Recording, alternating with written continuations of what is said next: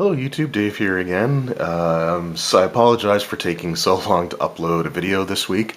For anyone who missed the post that I made just I think it was a couple of days ago, I recently sort of tweaked my back on the weekend, so I needed a few days to sort of rest that up. But in addition to tweaking my back, I also I guess strained. I don't know if it full on pulled, but I definitely strained the muscle that goes from my left shoulder up into my neck.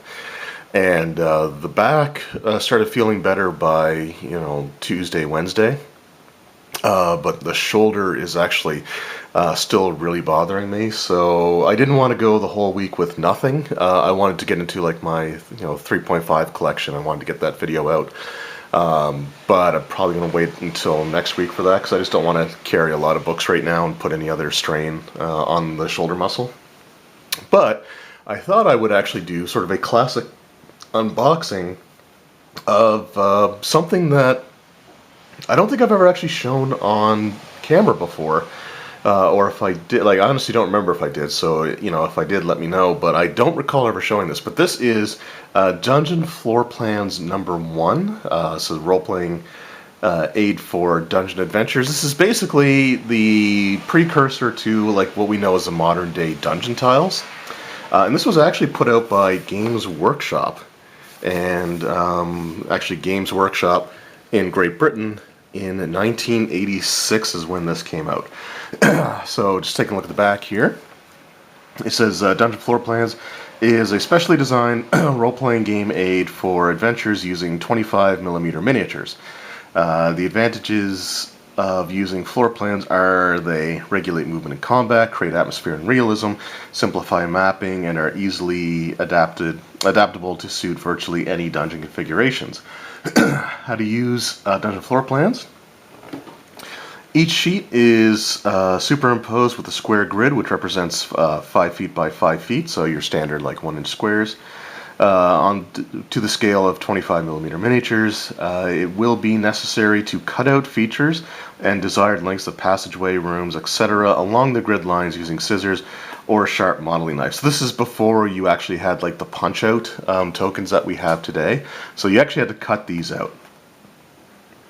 Let's see, only a few of the short lengths are needed, so odd shapes should be specifically cut from the appropriate sheet. The cutout sections may then be placed alongside each other to form a wide variety of configurations.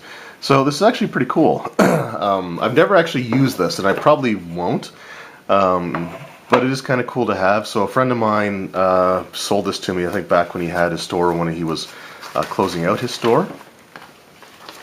But we got a couple of,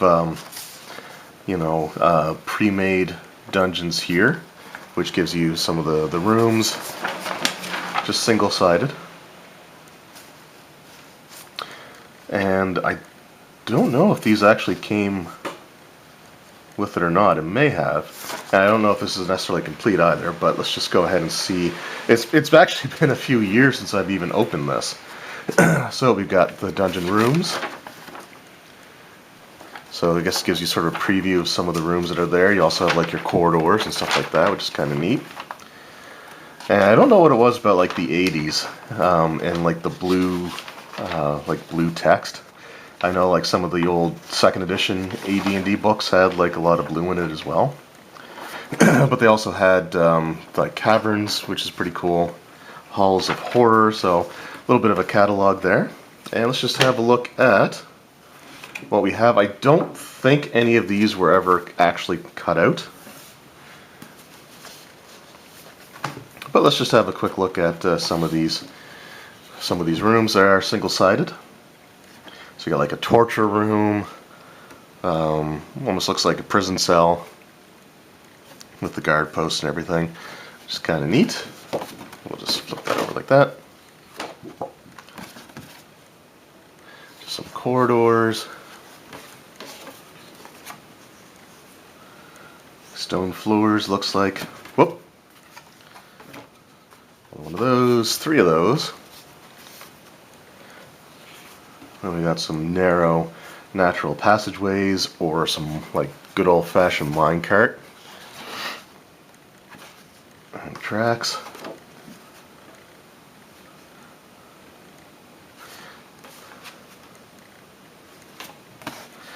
I kind of wonder if some of these are actually combined, come to think of it, because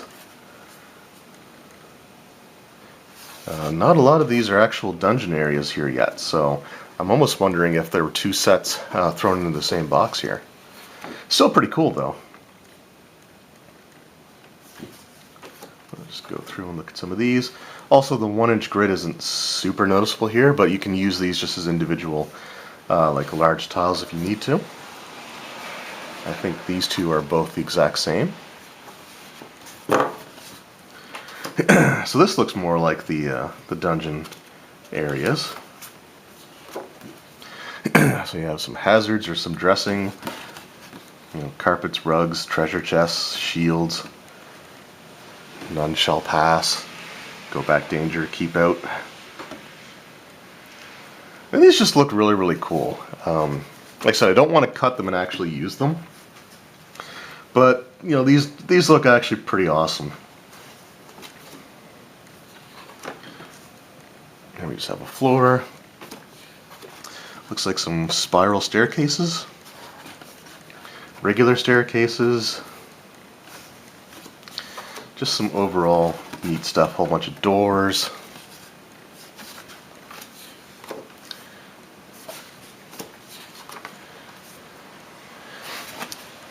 I said really cool stuff. Now, I will say I much prefer the actual like punch-out tokens that we have today. I think specifically because as a lefty, trying to cut stuff out with scissors is always kind of a pain to do, and I don't think I'd like. Basically, by the time I cut, you know, a few rooms out, my thumb would probably be killing me because it's pressing up against like the wrong end of the scissor. And my ability to cut straight lines would also probably be impacted by that. So, like I said, I would never cut any of these, but they are still really cool nonetheless. You got like an armory, you have a crypt, or not, maybe not a crypt, but catacombs or tombs, which is pretty cool. A forge. Pretty sure that's going to be a bad guy's throne right there. And this is probably also not something that the good guys would have in their room, like just this giant skull painting on the floor. Probably a skull painting on the floor. Coffins, books, ritual stuff.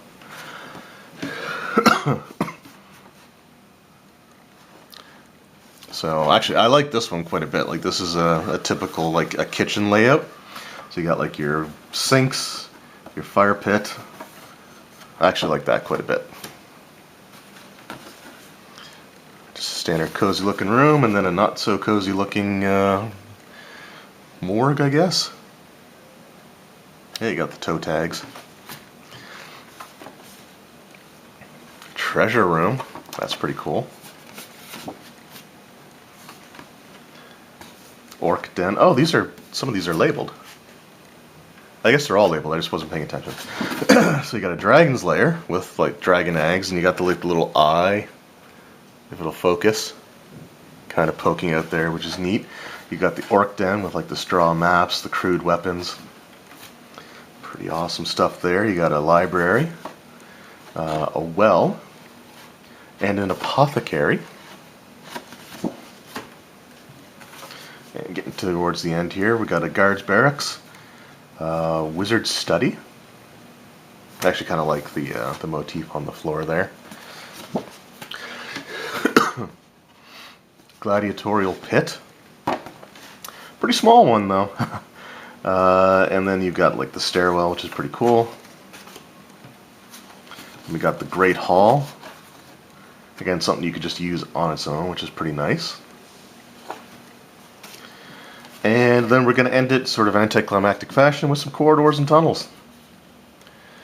But there you go. So those were the sheets included in this particular set. And like I said, it's really cool stuff.